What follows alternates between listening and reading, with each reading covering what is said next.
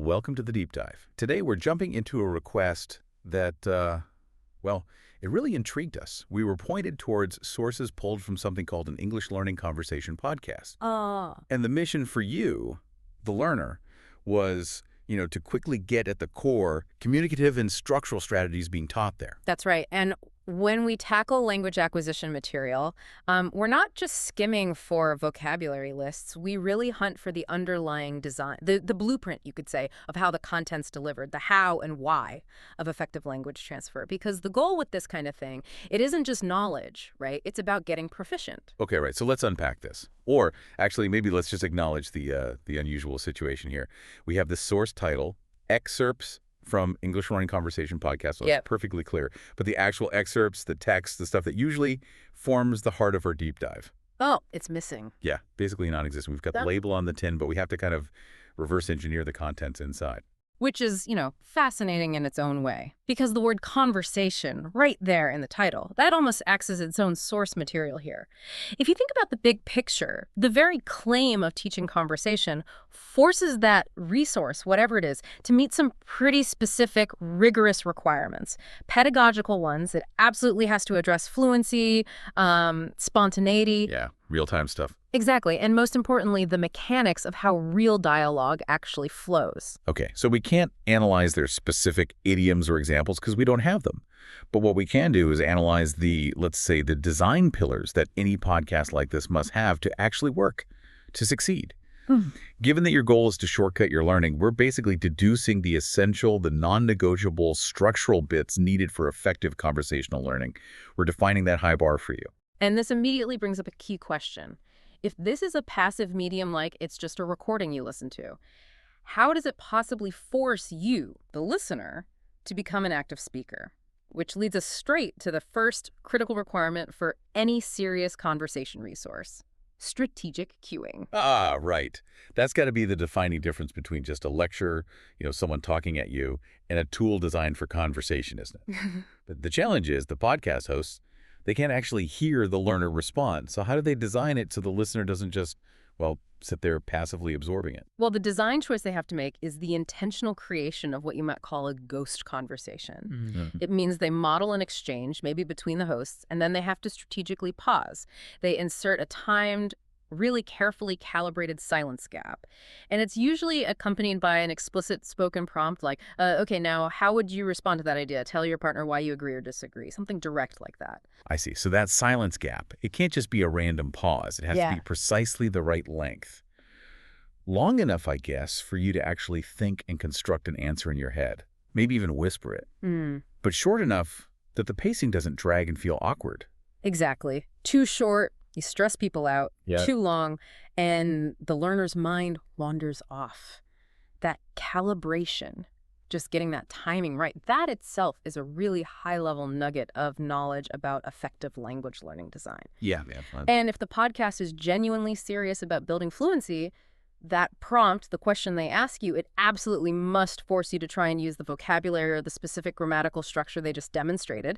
That's what creates this kind of internalized rehearsal space. It shifts the learning from just recognition, like, oh yeah, I recognize that phrase, to actual recall and generation. Okay, I think I can use that phrase myself right now. Right. Making you produce the language. Yeah. Okay. Now here's where it gets really interesting for me. Once you accept, the learner has to participate. Even silently, then the content itself must teach them how to sound like a native speaker while they're participating, the interactive part. Which brings us to our second big requirement, modeling social nuance through back-channeling. Back channeling. Yes. Critical. Absolutely critical for sounding natural. It refers to all those little verbal cues, things like, right, okay, gotcha, I see, that we use constantly, almost subconsciously in conversation. They signal, I'm listening, I'm engaged, but without actually interrupting the speaker's flow. Okay, hold on. You dropped a couple of slightly technical terms there, back-channeling. And you mentioned something earlier, adjacency pair. For the learner listening who maybe isn't deep into linguistics, can we get a quick, simple explanation, like what is back-channeling really doing, and how does it connect to this adjacency pair idea? Absolutely, good point. Think of an adjacency pair as just the most basic two-part conversational unit, like greeting follows greeting, or question gets an answer, simple back and forth. Back-channeling is kind of the the verbal lubricant that happens around that basic pair. It makes it smooth. So if you ask me, did you see that new movie? That's the question part of the pair. And if I respond, right, I heard it was amazing, that's my answer part. But notice the little right at the beginning. That's the back channel. It acknowledges your question before I answer it. It makes the whole exchange feel natural, cooperative, not like a robot responding. Gotcha. So the nugget here isn't just, mentioning back channeling exists. It's about how it's used. A resource that teaches real conversation has to strategically weave those ahas and rights in at a native-like frequency, not just like one every 5 minutes. No, much more frequent. But maybe almost every 10 or 15 seconds, sometimes even more, depending on the conversation, just to constantly train the listener's ear and eventually their mouth on what active listening sounds like. Yes, exactly. And that communicative strategy also has to focus intensely on what linguists call functional language. This is the difference between just teaching vocabulary words and teaching the purpose behind the words. The job the language is doing. Like, if you want to disagree with someone, the functional language isn't just memorizing the phrase, I disagree. A good podcast must model softening strategies, what we call hedging, because just baldly stating, I disagree, can come across as pretty aggressive or blunt in many English-speaking contexts. Oh, yeah, I can see that. So if they don't model that hedging, the learner could end up sounding incredibly formal, like they're in a debate club, or maybe even confrontational, when all they want to do is gently push back on an idea in a normal, casual chat. They might learn, I fundamentally disagree with your premise, when what they actually need for coffee with a colleague is something like, that's a fair point, but maybe let me just push back slightly on the timeline there. Precisely. So the structural element here is teaching the social safety mechanisms built into conversational English. Exactly. It's all about achieving communicative competence, which isn't just grammar and vocab. It involves managing social risk, how not to offend people unintentionally. And if back channeling is how you maintain connection and show you're listening, well, then we need to talk about the flip side. Flow management strategies. That's about how you manage the conversation when you need to take control, get your own point in. That's our third essential requirement. Well, yeah, we've all been there, right? You practice something in your head, it sounds perfect, but then you get into a real meeting or maybe just a fast group conversation with friends, and you just cannot get a word in edgewise. You can't find the gap. So a learning conversation podcast, it must provide the tools, the scaffolding, to help learners overcome that specific anxiety and jump in effectively. Definitely. The framework has to include explicit segments, teaching things like transitional phrases and, crucially, polite interruption techniques. These are the tools that let a speaker signal their intent before they launch into their main point. It prepares the listener. So they shouldn't just model someone blurting out, I want to talk now, but rather things like, actually, speaking of that topic, I had a related thought, or, sorry, if I could just jump in quickly here, or building on what you just said. And this connects directly to another key element a good resource has to demonstrate strategically, which is register shifting, right? Like knowing how to move between the very formal language you might need to politely interrupt your boss. Something like, excuse me, Professor, may I interject for a moment? Very formal. Versus the much more casual, maybe even abrupt way you jump in with friends. Well, wait, hang on, let me jump in here. Exactly. And the structural requirement isn't just giving lists of formal words and informal words. That's not enough. It has to model the entire transition, maybe within a single simulated dialogue. Show someone shifting from formal to informal or vice versa smoothly. That's the critical difference between just learning a static list and actually learning a dynamic skill. That makes total sense. Okay, now let's get to the final core requirement. And this is one where I admit I want to push back a little bit on the teaching premise. Modeling error correction and repair.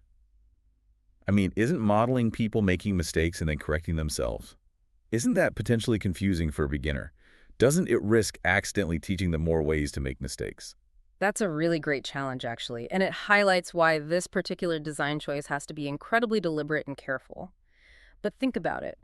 If the ultimate goal is fluent conversation, the resource absolutely must normalize imperfection. Because that's reality. When native speakers talk, we stumble over words all the time, we misspeak, we use the wrong tense and immediately backtrack and correct ourselves.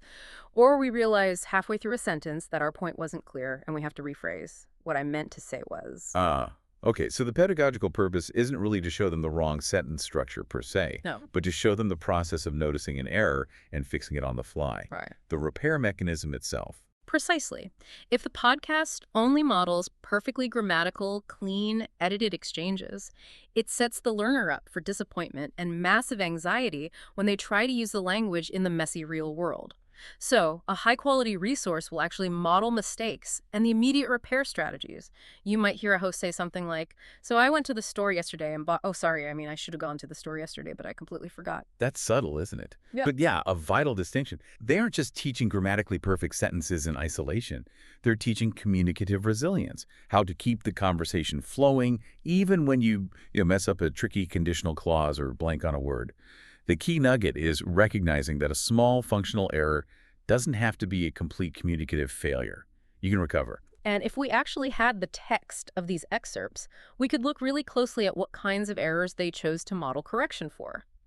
My guess is they likely wouldn't spend much time modeling corrections for really basic things like, say, subject-verb agreement beyond the very early stages. Instead, they'd probably focus on modeling corrections for higher impact functional errors, things like using the wrong preposition that totally changes the meaning, or misusing the subtle nuances of phrasal verbs, which are notoriously tricky. Right.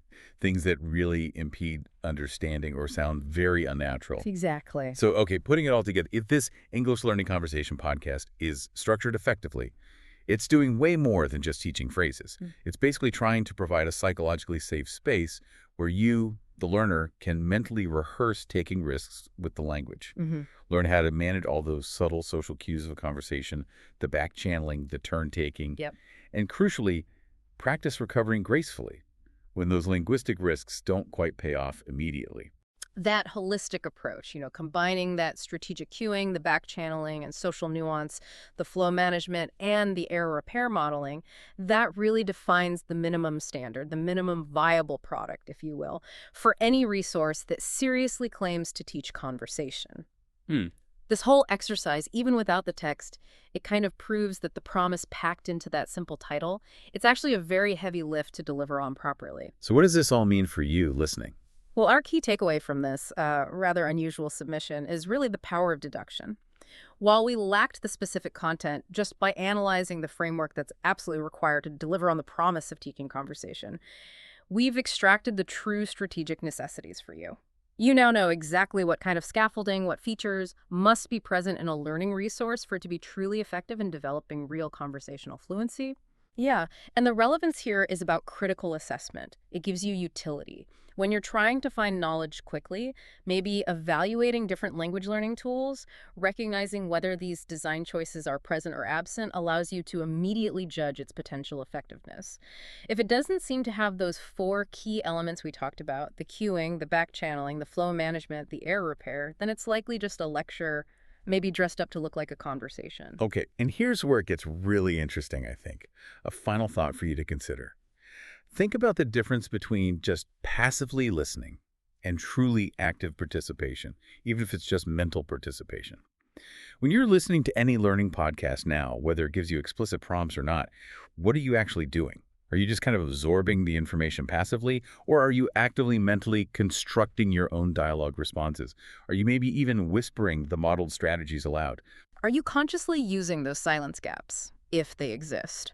Are you listening for those little back-channeling cues like and right? Are you mentally rehearsing your transitional phrases for when you imagine jumping into the conversation? That distinction between passive absorption and active mental engagement, that's what really determines the true impact of any conversation-focused resource. It's the application of the modeled structure, even just in your head, that actually leads to acquisition, not just the recognition that the structure exists. That's definitely something potent to mull over before your next learning session. Are you being just a listener, or are you actively training yourself to be a participant who's ready to jump right into the flow? Thank you for letting us take this unique deep dive with you today. We'll catch you next time.